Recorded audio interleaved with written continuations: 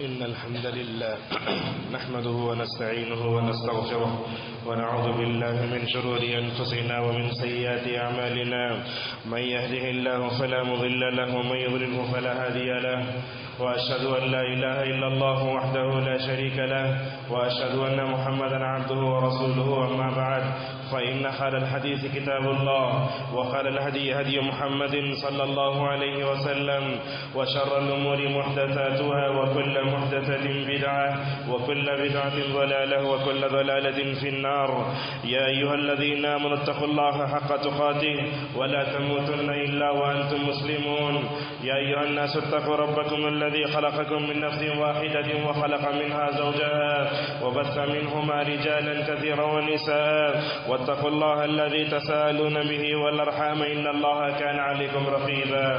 يا أيها الذين آمنوا اتقوا الله وقولوا قولا سديدا يصلح لكم أعمالكم ويغفر لكم ذنوبكم ومن يطع الله ورسوله فقد فاز فوزا عظيما. قال الله تعالى في كتابه أعوذ بالله من الشيطان الرجيم من همزه ونفخه إن الحسنات يذهبن السيئات ذلك ذكرى للذاكرين. عن أبي هريرة رضي الله عنه قال قال رسول الله صلى الله عليه وسلم قال الله تعالى كل عمل ابن آدم له إلا الصوم فإنه لي وأنا أجزي به.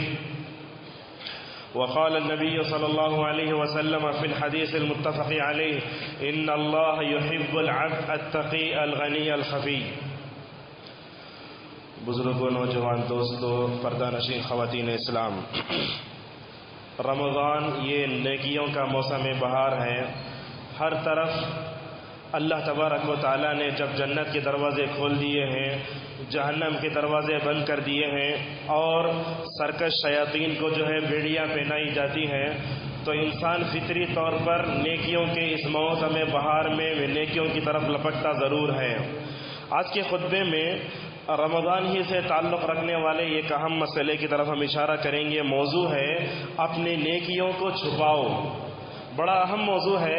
انشاءاللہ اس کے تحت جو قرآنی آیات اور احادیث آئیں گے اور ہم جو ہے نیکی کہاں کہاں چھپائیں گے اور اس کے کیا کیا فائدے ہمارے جو ہے زندگی پر مرتب ہوتے ہیں، اور نیکیوں کے ساتھ ہماری جو موجودہ صورت حال ہے ریاکاری کی، اور ریاکاری کی جو تباہ کاریاں آئیں گی انشاءاللہ وہ تمام چیزیں آئیں گی. معزز حاضرین، ہم نے سب سے پہلے سورہ ہود کی ایک آیت پڑھی جس میں اللہ تبارک و تعالیٰ فرماتا ہے ان الحسنات یذھبن السیئات. آیت کا شان نزول یہ ہے، ایک صحابی بازار سے گزر رہے تھے، اچانک ان کو پتہ نہیں جو ہے کسی وجہ سے انہوں نے اجنبی عورت کا بوسہ لے لیا. فوراً نبی کریم صلی اللہ علیہ وسلم کے دربار میں پہنچے اور کہا یا رسول اللہ، میں نے انجانے میں ایک اجنبی عورت کا بوسہ لے لیا ہے. اللہ تبارک و تعالیٰ نے آیت اتاری کہ تم اس کے بعد نیکیاں کرو گے تو تمہاری نیکیاں بلا شبہ برائیوں کو دور کر دیں گی. وہ صحابی پوچھنے لگے یا رسول اللہ، یہ صرف میرے لیے ہے کیا؟ تو اس موقع پر نبی کریم صلی اللہ علیہ وسلم نے فرمایا لجمیع امتی کلہم، کہ کوئی بھی آدمی برائی کرے فوراً اس کے بعد نیکی کرے گا تو نیکیاں برائی کو دور کر دیں گی. جو حدیث ہم نے پڑھی تقریباً رمضان میں خطبہ اور علماء اس حدیث کو جو ہے پیش کرتے ہیں. ہم بھی پیش کر کے ترجمہ کر کے اس کے بعد ہم اس کی وضاحت کریں گے. حضرت ابو ہریرہ رضی اللہ عنہ کہتے ہیں اللہ کے نبی صلی اللہ علیہ وسلم نے فرمایا کہ آدم کے بیٹے کا ہر عمل کا بدلہ اس کے لیے ہے سوائے روزے کے. نماز، حج، زکوٰۃ، یہ جو ارکان اسلام ہے بقیہ جو بھی آپ نماز پڑھیں اس کا بدلہ تو بتا دیا گیا ہے سوائے روزے کے. اللہ فرماتا ہے روزہ میرے لیے ہے، میں خود اس کا بدلہ ہوں. اس کا مطلب یہ معلوم ہوا کہ روزے کا بدلہ کیا ہے اللہ تبارک و تعالیٰ ہی بہتر جانتا ہے. بعض علماء نے اس حدیث کی شرح میں لکھا کہ اللہ خود اس کے لیے سب سے بڑا انعام ہو جائے گا. معزز حاضرین، ارکان اسلام میں روزہ ایک منفرد رکن ہے. آپ دیکھیں گے نماز پڑھ رہے ہیں سب دیکھ رہے ہیں، حج کر رہے ہیں سب سے مل کر جا رہے ہیں، زکوٰۃ دے رہے ہیں سب دیکھ رہے ہیں. تو یہ نماز بھی ہے، زکوٰۃ بھی ہے، حج بھی ہے، اس میں جو عمل سب کی طرح ظاہر ہوتا ہے. لیکن روزہ ایک ایسا عمل ہے جو بندے اور اپنے رب کے درمیان جو ہے راز ہے. علامہ ابن القیم رحمۃ اللہ علیہ اور ابن عثیمین جو لکھتے ہیں الصوم سر بین العبد وربہ، کہا نماز، زکوٰۃ، حج میں انسان کا عمل ظاہر ہوتا ہے سوائے روزے کے. روزہ ایک ایسا عمل ہے جس میں بندے روزے کا عمل ظاہر نہیں ہوتا، بلکہ روزہ راز ہے بندے اور اللہ کے درمیان میں، اسی لیے اللہ تبارک و تعالیٰ فرماتا ہے روزے کا بدلہ میں ہوں۔ معزز حاضرین، روزے میں ریاکاری نہیں ہوتی، روزے میں اخلاص ہوتا ہے، روزے میں جو ہے نیکی کو چھپانے کی جو ہے مشق ہوتی ہے۔ ایک مرسل ضعیف حدیث ہے جس کو علامہ سیوطی رحمہ اللہ نے ذکر کیا ہے، کہا لیس فی الصوم ریا، کہا روزے میں ریاکاری نہیں ہے۔ اگرچہ حدیث ضعیف ہے لیکن اس کا معنی صحیح ہے۔ معزز حاضرین، بندہ جب روزہ رکھتا ہے نا، دنیا کو دکھانے کے لیے روزہ نہیں رکھتا، بلکہ رمضان کے فرض روزوں کے علاوہ کوئی بھی بندہ نفل روزہ رکھے گا نا، اس کے کھانے کے وقت پینے کے وقت معلوم ہوتا ہے کہ یہ نفل روزے سے ہے۔ چنانچہ اللہ تبارک و تعالیٰ فرماتا ہے روزہ میرے لیے ہے، میں اس کا بدلہ ہوں۔ کیوں؟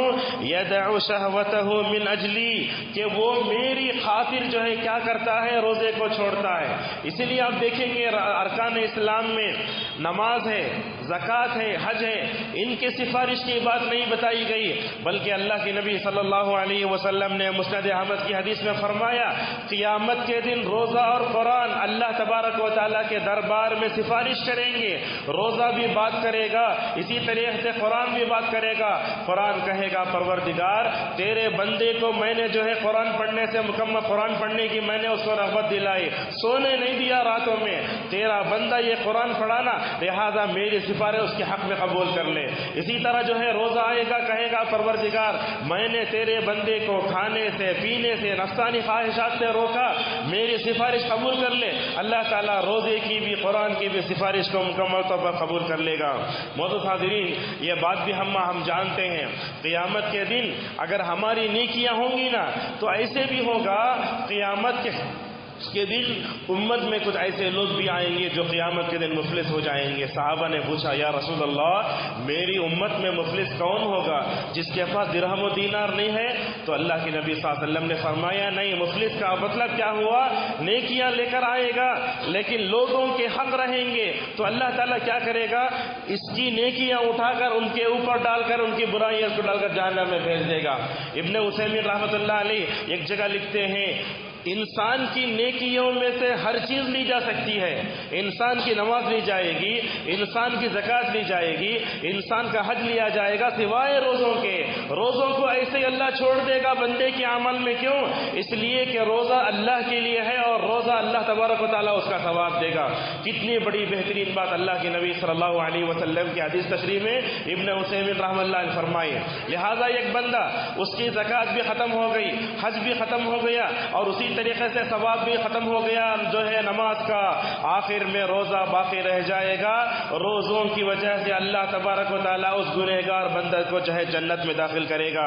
معزز حاضرین، رمضان کے بہت سے پیغامات ہیں، یہ رمضان کے روزوں کا ایک بہت بڑا پیغام یہ ہے کہ ہم اپنی نیکیوں کو چھپا کر کریں۔ دیکھیے یہ نیکیوں کا موسم بہار آیا ہے، اس وقت اللہ الحمدللہ ہم کتنے کام کرتے ہیں، اپنے اخلاق پر توجہ دیتے ہیں، تلاوت قرآن کرتے ہیں، ذکر و اذکار کرتے ہیں، صلہ رحمی کرتے ہیں، صبر کرتے ہیں۔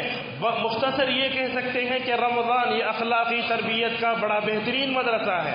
لہذا رمضان کے اس موقع پر جو بھی کام کرو، بھلا کام، نیک کام، چاہے میں کروں یا میرے گھر والے کریں یا عورتیں کریں، کوئی بھی مسلمان کرے، اس کو چھپانے کی مکمل طور پر کوشش کرے۔ معزز حاضرین، ہم آپ کو بتاتے ہیں اللہ تبارک و تعالیٰ نے کس موقع سے چھپا کر نیکیوں کو کرنے کا حکم دیا۔ سب سے پہلے ہم آتے ہیں صدقات کی طرف۔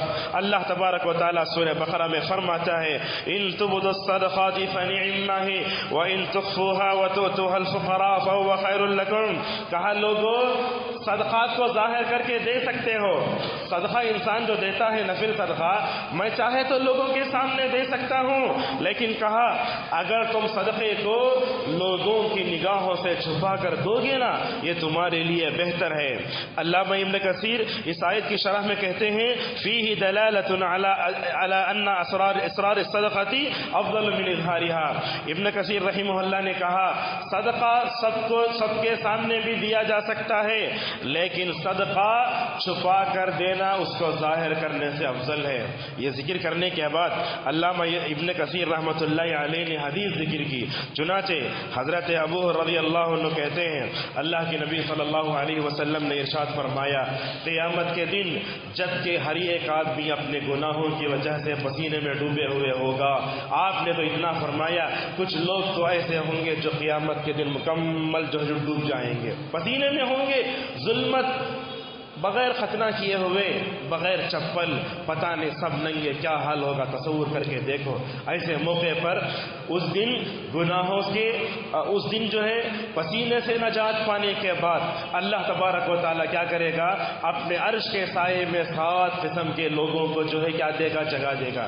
بہت بڑی بات کیا ہے، اہل علم نے کہا اس میں سے عرش الہی کے مستحقین میں سے وہ خوش نصیب بھی ہے جس نے دائیں ہاتھ سے دیا ہوگا، بائیں ہاتھ کو معلوم نہیں ہوگا۔ دیکھو دونوں ہاتھ اپنے ہی ہیں لیکن دائیں ہاتھ سے دے، بائیں ہاتھ کو معلوم نہ ہو۔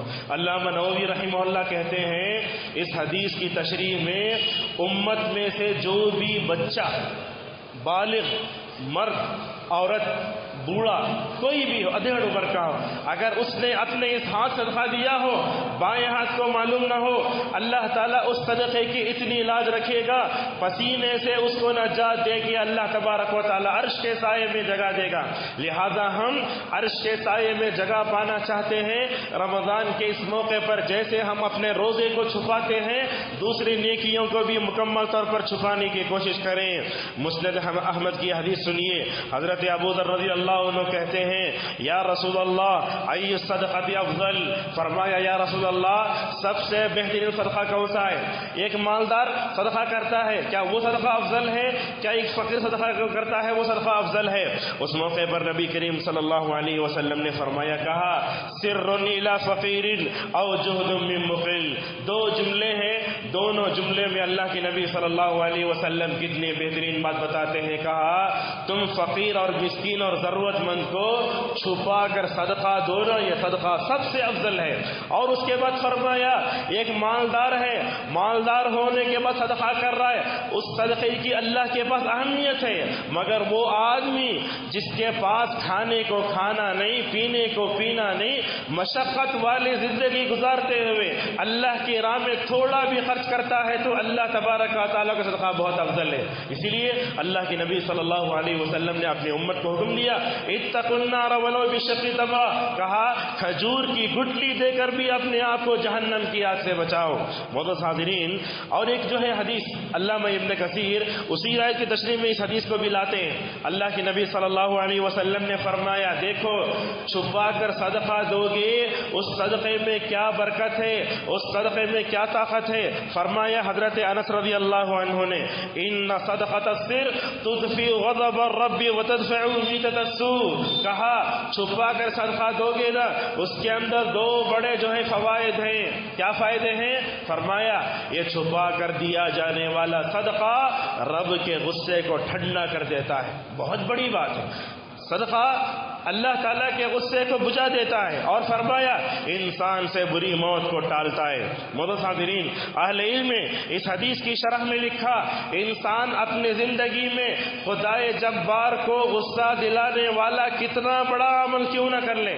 یہ جملہ دوبارہ دہراتے ہیں، علامہ مناوی رحمہ اللہ کہتے ہیں انسان اپنی زندگی میں اللہ تعالیٰ کو ناراض کرنے والا یا خدائے جبار کو ناراض کرنے والا کتنا بڑا کام کیوں نہ کر لے، مگر اس کام کرنے کے بعد وہ صدقہ کرے گا نا، یہ صدقہ خدائے جبار کے غصے کو مکمل طور پر ختم کر دے گا۔ معزز حاضرین، سوال یہ ہوتا ہے یہ صدقے میں کیا تاثیر ہے جو اللہ کے غصے کو فوراً بجھا دیتا ہے؟ اہل علم نے کہا اس کے اندر جلدی ہے جو مکمل طور پر صدقے کو مکمل طور پر بجھا دیتی ہے۔ معزز حاضرین، اسی طریقے سے فرمایا یہ چھپا کر دیا جانے والا صدقہ کیا کرتا ہے؟ بری موت کو بھی ٹالتا ہے۔ دیکھو آئے دن کیسی کیسی موتیں ہم سن رہے ہیں، بڑے بڑے فیملی والے نکلے، پورے جو ہے فیملی جو ہے خیر حادثے کا ہلاک ہو گئے، کتنے ایسے واقعات سنتے ہیں۔ اگر ہم اور آپ یہ چاہتے ہیں کہ بری موت سے اپنے آپ کو بچائیں، جاتے ہوئے جہاں سفر کی دعاؤں کا اہتمام کرنا چاہیے اس سے پہلے صدقہ و خیرات کا بھی مکمل طور پر اہتمام کرو۔ یہ چھپا کر دیا جانے والا صدقہ اللہ تعالیٰ کے غصے کو جہاں بچاتا ہے، بری موت کو بھی ٹالتا ہے۔ معزز حاضرین، صدقے کے اندر ایسی تاثیر ہے، بڑی بڑی بیماریاں اس سے کٹ جاتی ہیں۔ اہل علم نے قصہ لکھا ہے بڑا، ہم یہاں اس کو شارٹ جو ہے مختصر بیان کریں گے۔ ایک بیوی تھی جس کو کینسر کی بیماری ہو گئی تھی، اس کا شوہر بڑا پریشان رہتا تھا، لیکن دونوں تھے دیندار، اور اللہ تعالیٰ جو دیندار ہوتے ہیں انہیں کو زیادہ آزماتا ہے۔ اب یہ لوگ کیا کیے، پیسے لے کر عمرے کے لیے چلے گئے، جا کر وہاں انہوں نے عمرہ کیا، اس کے بعد زمزم میں کھجور میں پڑھ کر اپنے آپ کو استغفار کیا۔ وہ کہتی ہیں جیسے ہی ہم کعبۃ اللہ گئے، جہاں ہم نے صدقہ و خیرات کیا، جہاں ہم نے زمزم سے اجوا کھجور سے علاج کیا، واپس آنے کے بعد ٹیسٹ کرائے تو معلوم ہوا کہ کینسر کا بالکل خاتمہ ہو چکا ہے۔ معزز حاضرین، یہ صدقے کے اندر ایسی چیز ہے جو بڑی بڑی بیماریوں کا مکمل طور پر خاتمہ کر دیتی ہے۔ معزز حاضرین، یہ دیکھیں، یہ چھپا کر دیا جانے والا صدقہ اللہ تبارک و تعالیٰ کے غصے کو ختم کر دیتا ہے نا۔ یاد رکھیے، اگر ہمارا رب اگر ہمارے سے ناراض ہو جائے، لیکن بندے کے لیے اس سے بڑی خوشی کیا ہو سکتی ہے کہ اس کا رب اس سے راضی ہو جائے۔ اسی لیے اللہ نے کہا وَرِضْوَانٌ مِّنَ اللَّهِ اکبر، لوگو اگر تمہارا رب دنیا اور آخرت میں تمہارے سے خوش شاید ہو جائے نا، یہ تمہارے لیے سب سے بڑی نعمت ہے۔ یہ اعزاز صحابہ اکرام کو ملا، رضی اللہ عنہم ورضوا عنہ، اللہ بھی ان سے راضی ہو گیا، وہ بھی مکمل طور پر اللہ تبارک و تعالیٰ سے راضی ہو گئے۔ معزز حاضرین، اور دیکھیے چھپا کر صدقہ کرنے میں کیا فائدے ہیں، علماء نے کیا کیا لکھا اس میں۔ کہا چھپا کر صدقہ کرنے سے فقیر کی فقیری پر پردہ پڑ جاتا ہے۔ اگر میں 4 آدمیوں کے سامنے کسی کو صدقہ دوں، کیا کرے گا، وہ فقیر شرمائے گا۔ اگر تنہائی میں اگر آپ اس کو بال دیں گے تو کیا ہوگا، گویا آپ نے چھپا کر صدقہ کر کے فقیر کے فقیری پر پردہ ڈال دیا، اس کو شرمندگی سے بچایا، ایک بڑا فائدہ۔ اور کہا کہ چھپا کر صدقہ کرنے سے بندے میں اخلاص آتا ہے، ریاکاری نہیں آتی۔ آپ یہ ہاتھ سے دے رہے ہیں، وہ ہاتھ کو معلوم نہ ہو۔ اور یہ بات یاد رکھیں، آپ زندگی میں کوئی بھی نیکی کریں، یہاں تک کہ سلف کا قول بعد میں آئے گا، اپنے بیوی تک کو بھی نہیں بتاتے تھے۔ کوئی نیکی کرتے اپنے بیویوں سے بھی چھپا لیتے تھے۔ وہ چھپانا اتنا اللہ تعالیٰ کو پسند آتا ہے، اللہ تعالیٰ اس وجہ سے جو ہے بندے سے راضی ہو جاتا ہے۔ معزز حاضرین، اور ایک بات ہے، چھپا کر صدقہ و خیرات کرنے سے لوگوں کی تعریف سننے سے بندہ جو ہے یہ ہو جاتا ہے۔ آج کل کیا ہوتا ہے، ہم اتنا کام کرتے ہیں، لوگوں کی تعریف سننے کے لیے بڑے منتظر رہتے ہیں۔ اگر لوگوں کی تعریف سننے کے منتظر ہو جائیں گے نا، تو اس حدیث کو یاد کر لو، اللہ تبارک و تعالیٰ قیامت کے دن کہے گا، اے میرے بندے، دنیا میں جس شخص کو خوش کرنے کے لیے تم نے یہ کام کیا نا، اس کے پاس جا کر بدلہ لے لو، میرے پاس تمہارے لیے کوئی بدلہ نہیں۔ بہت دہلا دینے والی حدیث ہے۔ قیامت کے دن جبکہ ہر ایک آدمی نیکی ترستا رہے گا، ایسے وقت میں ایسا اعلان ہوگا تو ہمارے دلوں پر کیا گزرے گی۔ معزز حاضرین، اسی طریقے سے چھپا کر صدقہ و خیرات کرنے کا اور ایک فائدہ لکھا، کہا دل میں بڑی عجیب و غریب محبت پیدا ہو جاتی ہے۔ سب کے سامنے اگر میں پیسے دوں، لوگ دیکھیں گے کیا دے رہے ہیں، 20 روپے کی نوٹ دے رہے ہیں۔ اگر چھپا کر 100 روپے کی نوٹ دو گے نا، اس کے دل میں آپ کے تعلق سے جو محبت پیدا ہوگی، دنیا کی کوئی دشمنی اس محبت کو نکال نہیں سکتی۔ ایسی عجیب غریب محبت پیدا ہوگی۔ اور اسی طریقے سے معزز حاضرین، چھپا کر صدقہ و خیرات کرنے سے ایمانی قوت پیدا ہوتی ہے۔ جب لینے والا سمجھے گا اس کے دل میں میرے تعلق سے کتنی محبت ہے، سچ فرمایا رب العالمین نے انما المؤمنون اخوہ، کہ مومن سب آپس میں بھائی بھائی ہیں۔ معزز حاضرین، چھپا کر صدقہ و خیرات کرنے سے دلوں میں نفرتیں ختم ہو جاتی ہیں۔ عید کے موقع پر اگر آپ عیدی بھی دے رہا نا کسی کو، اپنے گھر میں چھپا کر دو، کسی کو معلوم نہ ہو۔ دیکھو برسوں کی صدیاں انشاءاللہ 2 منٹ میں ختم ہو جائیں گی۔ اللہ تبارک و تعالیٰ نے اس میں بہت چیزیں رکھی ہیں، اور دشمنیوں کا خاتمہ ہوگا۔ اور ایک اہم بات لکھی ہے علماء نے، وہ کیا، صدقہ و خیرات چھپا کر کریں گے نا، لوگوں کی حقارت سے ہم دینے والے کو بچا سکتے ہیں۔ جیسے ہم نے کہا فقیر کی فقیری پر، اور جو مسکین ہوتا ہے اس کی مسکینی پر ہم پردہ ڈال سکتے ہیں۔ اور اللہ کے نبی صلی اللہ علیہ وسلم نے فرمایا، اگر تم کسی اپنے مسلمان بھائی کے عیب پر پردہ ڈالو گے نا، اللہ تعالیٰ تمہارے عیب پر پردہ ڈالے گا قیامت کے دن۔ کتنی بڑی فضیلت کی بات ہے۔ معزز حاضرین، سلف صالحین چھپا کر صدقہ کیا کرتے تھے۔ ایسا تھا سلف صالحین کا مسئلہ. مثلا میں نے دنیا میں کسی کی غیبت کی یا کسی کو تکلیف دی، فوراً کیا کرتے؟ جا کے اس کو صدقہ و خیرات کر دیتے. اگر کسی کا دل دکھاتے صدقہ کر کے اس کو کفارہ ادا کرتے تھے. ایک مثال دیتے، غور سے سنیے. ابن عون المزنی رحمہ اللہ، پتہ نہیں کس صدی کے ہیں یہ، ان کے بارے میں آتا ہے کہ ایک مرتبہ بھاگتے ہوئے بازار گئے، یہ غلام آزاد کر کے اللہ کے راہ میں صدقہ و خیرات کر دیا. پوچھنے والا نے پوچھا، اے ابن عون المزنی، آپ کو بازار کی طرف بھاگنے کی ضرورت کیا تھی؟ کیوں بھاگے گئے؟ اور آپ نے جا کر یہ کام کیوں کیا؟ کیا کہہ رہے ہیں؟ دیکھو کیسے گناہوں کا احساس ان کو اندر سے جلاتا تھا اور باہر نکالتا تھا گھر کے. کہا آج صبح میں نے اپنی ماں سے بلند آواز میں بات کی، اس وجہ سے کفارے کے طور پر میں یہ چیز اللہ کے راستے میں دے کر اپنے گناہ کو مکمل طور پر مٹا رہا ہوں. معزز حاضرین، سوچو، کیا ہم نے صدقہ و خیرات چھپا کر دیا؟ کیا ہم نے اپنی بیویوں کی ایسے تربیت کی جیسے جناب محمد رسول اللہ صلی اللہ علیہ وسلم نے تربیت کی؟ یہ ہے زینب رضی اللہ عنہا، جن کو کہا گیا یہ ام المساکین ہے، مسکینوں کی ماں. بڑے ہمدردانہ جو ہے نقطہ نظر سے جیا کرتی تھیں، ہمیشہ صدقہ و خیرات کیا کرتی تھیں. رات بھر چمڑے کی تھیلی سیتی، رات کے اجالے میں اس سے آنے والی پوری کمائی اللہ کے راستے میں دے دیا کرتی تھی. یہ اللہ کے نبی صلی اللہ علیہ وسلم نے اپنے بیویوں کی تربیت کی. ایک موقع پر آپ نے فرمایا، تم میں سے سب سے پہلے مجھ سے وہ عورت ملے گی جس کا ہاتھ لمبا ہو. سودا نے اپنا ہاتھ ناپا، کہا یا رسول اللہ میں آپ سے ملوں گی. تو اللہ کے نبی نے فرمایا، سودا، ہاتھ کے لمبے کا مطلب یہ ہاتھ نہیں ہے، زیادہ صدقہ و خیرات کرنے کا مطلب ہے. دیکھو اللہ کے نبی صلی اللہ علیہ وسلم کے گھر میں کیسے کیسے مسائل پیش آتے تھے. دربار نبوت کا واقعہ ہے، اس سے پہلے واقعہ بیان کیے ہوں گے. ایک عورت آتی جس کے ہاتھ میں جو ہے 2 بچیاں ہیں، عائشہ اس کو 2 کھجور دیتی ہیں. تو وہ عورت کیا کرتی ہے؟ کھجور کے 2 حصے بنا کے 2 بچیوں کو دے دیتی ہے. ماں اپنے لیے ایک رکھتی ہے، لیکن بچیاں للچائی ہوئی نگاہوں سے ماں کی طرف دیکھتی ہیں، اور بچیوں کے لیے ماں سے بڑھ کر قربانی دینے والی دنیا اور آخرت میں کوئی ذات نہیں. تو کیا کیا اس عورت نے؟ اپنا کھجور بھی 2 حصے کر کے دونوں بچیوں میں بانٹ دیا. یہ رحم دلانہ منظر دیکھا تو حضرت عائشہ رضی اللہ عنہا کو بڑا تعجب ہوا. کہا یا رسول اللہ اس نے ایسے کیا نا؟ تو آپ نے کیا فرمایا؟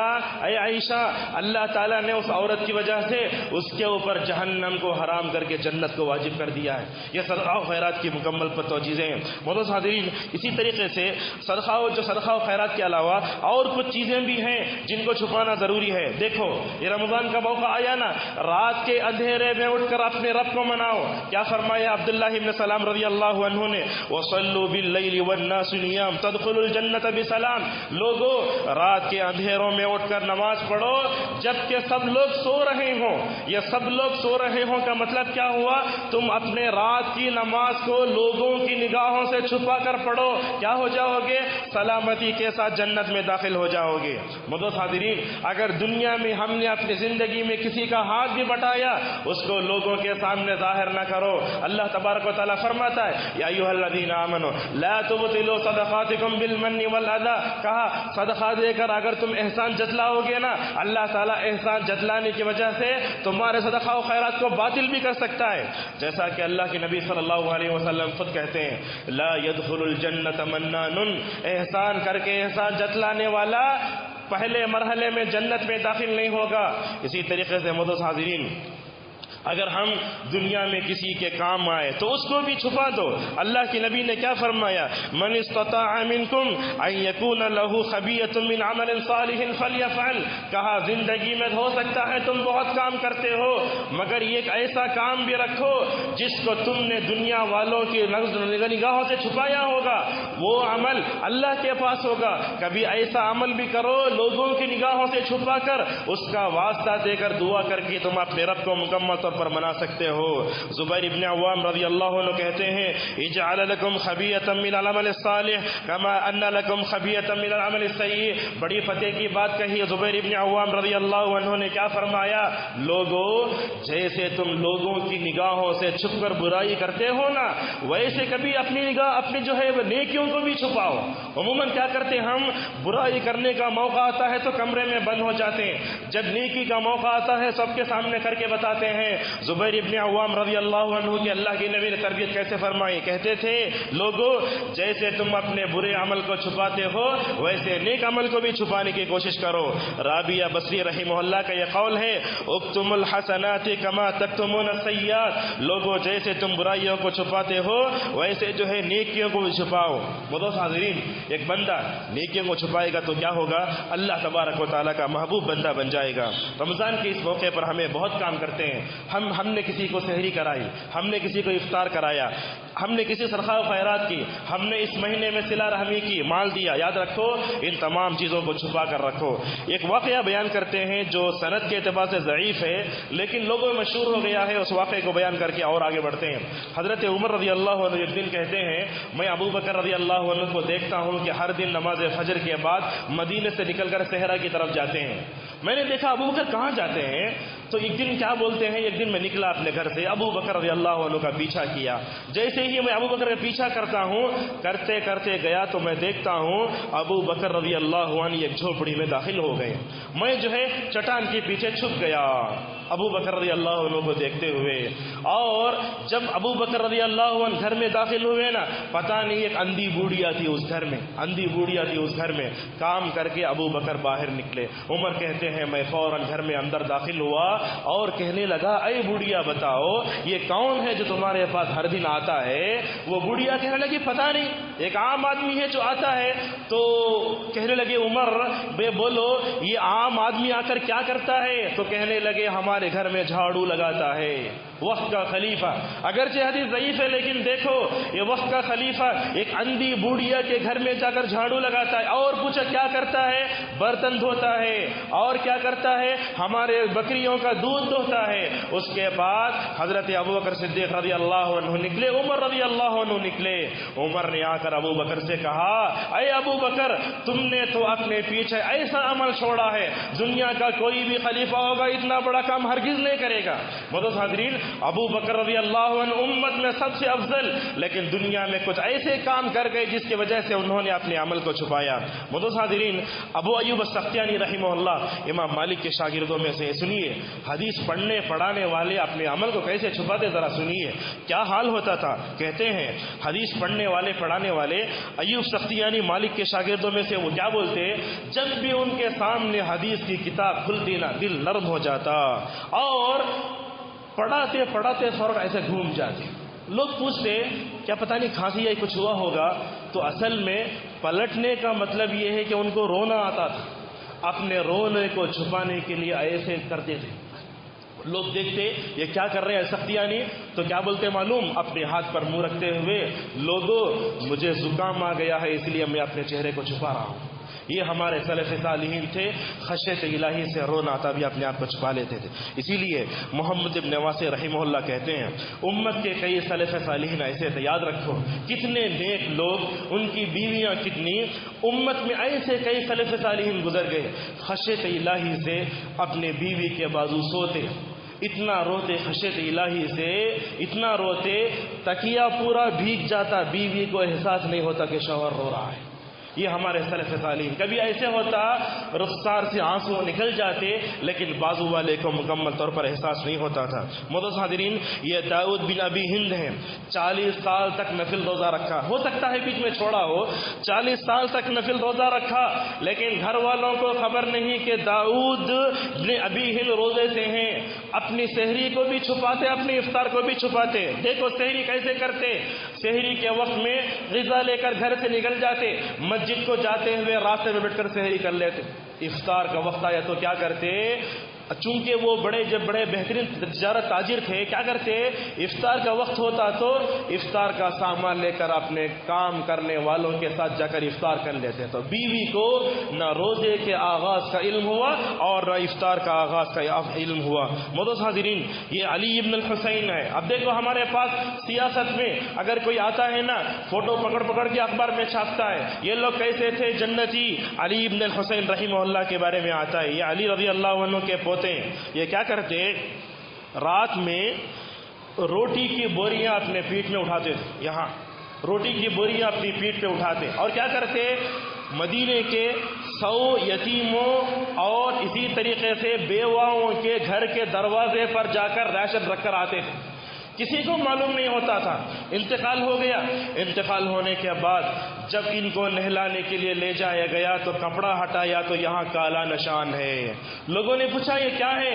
بیوی نے کہا میرے شوہر رات بھر ریشن کی بوریاں اٹھاتے تھے جس کی وجہ سے وہ کالا نشان ہے. دیکھو ہمارے سلف صالحین جا کے رکھ کر آتے، ایسے مسیحا ہوتے، غریبوں کی ایسی مدد کرتے، معلوم بھی نہیں ہوتا رحمت کا کون سا فرشتہ ایسا کام کر کے گیا. جب انتقال ہوا نا، مدینے کے بیواؤں نے اور یتیموں نے کہا ہمارا مسیحا چلا گیا. اسی طریقے سے عبادتوں کو بھی چھپاؤ. ایک واقعہ بیان کرتے ہیں مدینے کا، اور سے سنیے، بڑا لمبا واقعہ ہے، 2-3 منٹ لگیں گے اس میں. ابن المنکدر رحمہ اللہ، یہ جو ہے ایک تابعی ہیں یا تبع تابعین ہیں، وہ کہتے ہیں مسجد نبوی صلی اللہ علیہ وسلم میں ایک ستون تھا. ہمیشہ اس ستون کے پاس بیٹھ کر میں نماز پڑھتا. ذرا غور سے اتنی توجہ ہم چاہتے ہیں. محمد ابن المنکدر کہتے ہیں کہ مسجد نبوی صلی اللہ علیہ وسلم ایک ستون تھا، اس ستون کے پاس ہمیشہ میں عبادت کرتا تھا. ایک دن ایسے ہوا کہ وہاں بیٹھ کر میں نماز پڑھ رہا تھا تو اچانک کیا ہوا، ایک دن مدینے والوں کو بڑا قحط پڑا. پورے لوگ حرم سے نکلے، جا کر ایک میدان میں جمع ہو کر نماز استسقا پڑھی لوگوں نے. بارش نہیں ہوئی.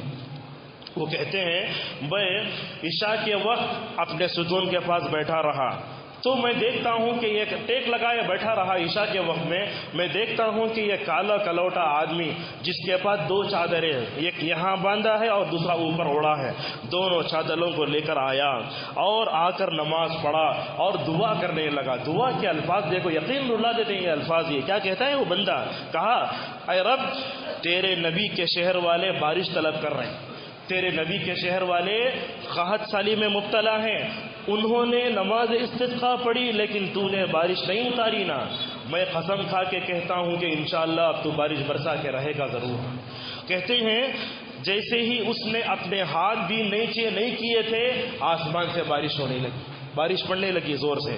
محمد ابن المنکدر کہتے ہیں یہ کالو کلیٹے نوجوان کو جو چادروں میں لپیٹے ہوئے تھا، میں تو کہنے لگا یہ دیوانہ ہے.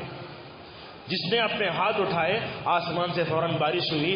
اس آدمی کے بارے میں نے کہا دیوانہ ہے. اور اس کے بعد کیا کیا، جیسے ہی بارش ہوئی نا، ختم ہوئی، فوراً اپنے ہاتھ اٹھایا، کہنے لگا رب میری کیا حیثیت ہے تیرے سامنے؟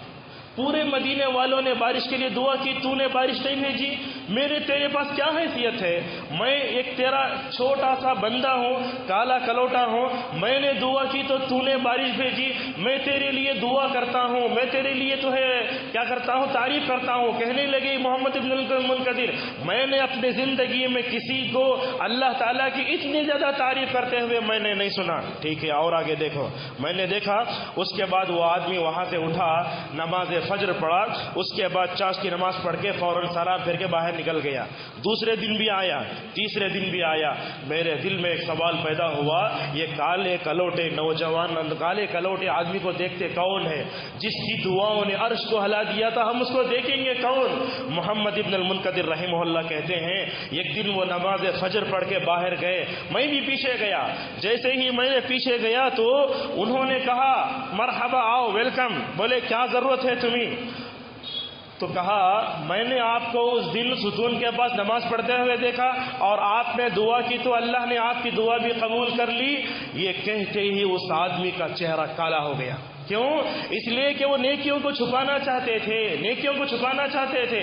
اور نیکیوں کو چھپانے والے میں ایسی طاقت ہوتی ہے جب وہ دعا کرتا ہے تو اللہ تعالیٰ اس کی دعا کی لاج رکھ لیتا ہے. محمد ابن المنکدر رحمہ اللہ کس کے کہنے لگا وہ آدمی تم کون ہے؟ تم میرے سے کیا چاہتے ہو؟ کیا تمہیں میرے سے کچھ ضرورت ہے؟ تو محمد ابن المنکدر رحمہ اللہ کہنے لگے میں تم سے پوچھتا ہوں تم 2 چادریں اوڑھ کر کیوں باہر آئے؟ تو وہ آدمی کہنے لگے دیکھو میں رات میں اپنے رب کی عبادت کے لیے اپنے گھر سے باہر نکلتا ہوں، لیکن میں عشاء کی نماز پڑھتا ہوں، رات بھر مسجد نبوی صلی اللہ علیہ وسلم میں رہتا ہوں. اگر میں چادر کے بغیر نکلوں گا نا تو میری عبادت کا علم میرے گھر والوں کو ہو جائے گا، میں کیا کرتا ہوں، چادر اوڑھ کے اس کے اندر کچھ کھانے پینے کی چیزیں لے کر نکلتا ہوں تاکہ میرے گھر والوں کو یہ معلوم نہ ہو کہ میں عبادت کے لیے نکل رہا ہوں۔ یہ ہمارے سلف صالحین تو آپ میں جو ذکر کرتے تھے۔ اسی طریقے سے مدعو حاضرین، دعا بھی چھپا کر کرو۔ زور سے دعائیں کرنے سے، ہاتھوں کو پھیلانے سے دعا قبول ہوتی ہے، لیکن دعا چھپا کر کریں گے نا، علامہ ابن تیمیہ لکھتے ہیں چھپا کر دعا کرنے کے 10 فائدے وہ بھی آپ کے سامنے بیان کرتے ہیں۔ کیا سب سے بڑا فائدہ یہ ہوگا، چھپا کر دعا کریں گے، دعا کرنے والوں کو معلوم ہو جائے گا میرا رب میری دعا کو قبول کر کے رہے گا ہی، جیسا کہ اللہ کے نبی صلی اللہ علیہ وسلم نے فرمایا ادعوا اللہ وانتم موقنون بالاجابہ۔ اسی طریقے سے مدعو حاضرین، آہستہ چھپ کر دعا کرنے سے اللہ تبارک و تعالیٰ کی تعظیم ہوگی۔ آپ لوگوں کے سامنے دعا کریں گے تو لوگ آپ کے بارے میں کہہ سکتے ریاکار ہے، لیکن چھپ کر دعا کریں گے، بادشاہوں کے سامنے وزراء کی کیا حیثیت ہوتی ہے، ہمارا رب تو بادشاہوں کا بادشاہ ہے، قل اللہم مالک الملک، اس کے سامنے دعا کریں گے چھپ کر کیا ہوگا، ایک وزراء جب بادشاہ کے دربار میں جاتے خاموش ہو جاتے ہیں، اسی طریقے سے اللہ تبارک و تعالیٰ کے سامنے دعا کریں گے نا، اللہ تبارک و تعالیٰ کی تعظیم بھی ہوگی، ادب بھی ہوگا، اخلاص آئے گا۔ اور یاد رکھو سب کے سامنے دعا کرنے سے ہو سکتا ہے آپ کا دل ادھر ادھر ہو جائے، لیکن تنہائی میں دعا کریں گے آپ کا دل حاضر ہوگا، آپ کو معلوم ہوگا کہ مجھے اپنے رب سے کیا مانگنا چاہیے۔ اسی طریقے سے مدعو حاضرین، چھپ کر دعا کرنے کا اور ایک فائدہ کیا، بندے کو احساس ہوگا میرا رب قریب ہے۔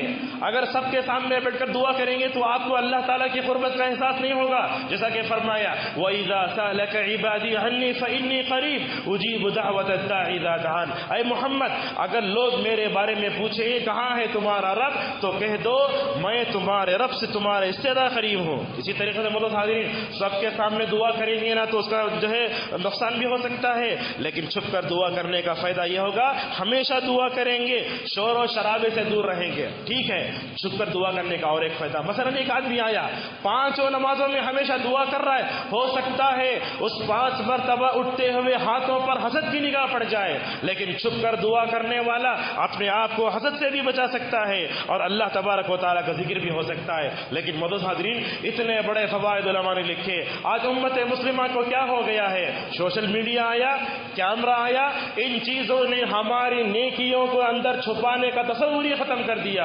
افطار کے لیے بیٹھے دسترخوان پہ فوٹو لے رہے، حالت احرام میں ہے کعبۃ اللہ کے پاس کھڑے ہو کر فوٹو لے رہے، حج کس کے لیے کر رہے ہیں، عمرہ کس کے لیے کر رہے ہیں، آپ جو ہے افطار کس کے لیے کر رہے ہیں، سحری کس کے لیے کر رہے ہیں، اللہ کے لیے کرو، اپنی پوری زندگی اس آیت کے مصداق ہو، قل ان صلاتی ونسکی ومحیای ومماتی للہ رب العالمین۔ خلاصہ کلام یہ ہوا، اللہ کے نبی صلی اللہ علیہ وسلم نے فرمایا اللہ تعالیٰ ہر نیکی کو قبول نہیں کرتا، اس نیکی کو قبول کرتا ہے جس کے اندر اخلاص کی دولت ہوتی ہے، اور جس کے ذریعے بندہ اللہ تبارک و تعالیٰ کی رضامندی کو چاہتا ہے وہی بندہ قبول، وہی عمل قبول ہوتا ہے۔ مدعو حاضرین، اس خطبے کا مطلب یہ نہیں کہ آپ نیکی کو، ہر نیکی کو چھپا کر کرو، کبھی کبھی ایسے ہوتا ہے نیکی کو سب کے سامنے کرنا پڑتا ہے، مثلا صدقہ و خیرات کرنے کی بات آئی، ابھارا گیا، میں اپنے جیب سے 100 روپے نکال کر ڈالا تاکہ لوگوں کو رغبت ہو جائے، ایسے موقع پر اپنی نیکی کو مکمل طور پر جو ہے ظاہر کر سکتے ہیں۔ مدعو حاضرین،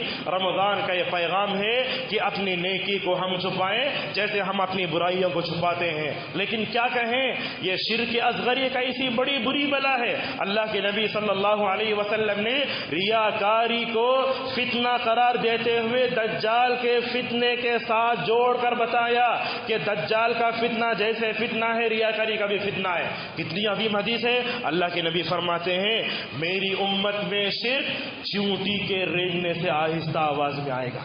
آج یہی تو ہو رہا ہے، شرک آ رہا ہے لیکن ہمیں اس کا احساس نہیں ہو رہا ہے۔ لہذا یاد رکھو اپنی نیکیوں کو چھپائیں گے نا، ان نیکیوں کو چھپا کر کریں گے تو اس کے اندر ایسی طاقت ہے، اگر کوئی چٹان غار کے اوپر بھی آ کر رہ جائے تو غار سے بھی جو ہے چٹان کو ہٹا دیتے ہیں۔ واقعی آپ نے سنا ہوگا جو 3 آدمی آئے، اندر رہ کر انہوں نے اپنے نیک عمل کا وسیلہ لیا تو اللہ تبارک و تعالیٰ نے مکمل طور پر جو ہے چٹان کو ہٹا لیا۔ مدعو حاضرین، ہمارے سلف صالحین اپنے نیک اعمال کو مکمل طور پر چھپاتے تھے۔ امام شافعی رحمہ اللہ ایک جگہ لکھتے ہیں اپنے علم کے بارے میں، علماء غور سے سنیں، میں نے اپنا علم دنیا میں بہت کچھ دیا لیکن دنیا شافعی کہے بغیر دنیا میں علم جو ہے پھیلا لے، مجھے کوئی افسوس نہیں ہوگا۔ امام احمد رحمۃ اللہ علیہ حدیث پڑھاتے ہوئے کبھی رو دیا کرتے تھے، جیسے ہی حدیث پڑھا کے آنکھوں میں آنسو آتے فوراً کلاس سے باہر چل جاتے۔ کیوں؟ اس لیے کہ رونے میں ریاکاری آ سکتی ہے۔ کبھی کبھی تو اگر ان کے سامنے کوئی تعریف کرتا تو کیا کرتے، فوراً جو ہے مکمل طور پر اپنے آپ کو یہ کرتے تھے۔ معزز حاضرین، آخری بات بیان کر کے اپنی بات کو ختم کریں گے۔ امام بخاری رحمۃ اللہ علیہ کے بارے میں آپ نے سنا ہوگا، کیسی پاکیزہ زندگی گزاری، کہنے لگے اپنے بارے میں، مجھے اپنے رب سے پوری امید ہے کہ اللہ سے ایسی حالت میں ملوں گا کہ میں نے مخلوق میں کسی کی غیبت نہیں کی۔ اللہ اکبر، پوری زندگی میں نے اپنے مخلوق میں کسی غیبت نہیں کی۔ یہی امام بخاری رحمۃ اللہ علیہ اپنے عمل قدر چھپاتے دیکھیے۔ علامہ ابن حجر لکھتے ہیں، رات میں امام بخاری رحمۃ اللہ علیہ اپنے تکیے کے پاس کیا کرتے، ایک چراغ رکھتے، ایک دیا رکھتے، رات میں اٹھتے کیا کرتے، سب سے پہلے چراغ سلگاتے، اور ان کے پاس جو ہے ڈبو کر لکھنے والا پین بھی ہوتا، کاغذ بھی ہوتا۔ امام ابن حجر رحمۃ اللہ لکھتے ہیں، امام بخاری رات میں تقریباً نہیں تو بھی 27 مرتبہ اٹھتے تھے۔ کیا سوئے ہوئے ہوں گے، ان کو حدیث کے جو نکات آتے وہ لکھتے تھے اٹھ کر۔ یہ کس کے لیے لکھا؟ اللہ کے لیے لکھا۔ ایک طرف تو غیبت سے پاکیزہ زندگی گزاری اور اپنے علم سے امت کو فائدہ پہنچانے کے لیے رات میں اٹھ کر چراغ سلگانا، پھر ڈبونا، لکھنا، اس کے لیے کتنا وقت، لکھنے کے لیے کتنا وقت۔ دیکھو چھپا کر کام کرنے کی وجہ سے اللہ تعالیٰ نے ان کی کتاب کو کتنا اونچا اٹھایا۔ لوگوں نے کہا قرآن کے بعد سب سے صحیح کتاب صحیح بخاری ہے۔ بہرحال یہ پرفتن دور ہے، ریاکاری آتی ہے، شرک اصغر آتا ہے، اپنے نیکیوں کو چھپا کر مکمل طور پر یہ کرو۔ اللہ تبارک و تعالیٰ سے ہماری دعا ہے، رمضان کا جو یہ پیغام ہے، اپنے نیکیوں کو چھپاؤ۔ اللہ تعالیٰ ہمیں اپنے نیکیوں کی حفاظت کرنے کی توفیق عطا فرمائے۔ اللہ تعالیٰ ہمیں ریاکاری سے بچائے۔ اللہ تبارک و تعالیٰ ہمیں نبیوں کی طرح، سلف صالحین کی طرح، صحابہ کی طرح اپنے نیکیوں کو چھپا کر صرف اللہ کی خاطر کرنے کی توفیق عطا فرمائے۔ اللہ تعالیٰ ہمارے روزوں قبول فرمائے۔ اللہ تعالیٰ ہمارے قیام اللیل کو قبول فرمائے۔ پروردگار امت مسلمہ کو اس ماہ مبارک میں اپنی فضل و رحمت کے پروان نصیب فرما۔ امت مسلمہ میں کوئی بھی بیمار ہے، اللہ تعالیٰ ان کو شفاء کاملہ عطا فرما۔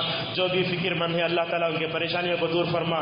پروردگار تو نے رمضان کے 10 دن ہمارے لیے سلامتی سے گزارے، بقیہ دن بھی صحت و عافیت کے ساتھ امن و سلامت سے گزارنے کی توفیق نصیب فرما۔ وآخر دعوانا الحمدللہ رب العالمین۔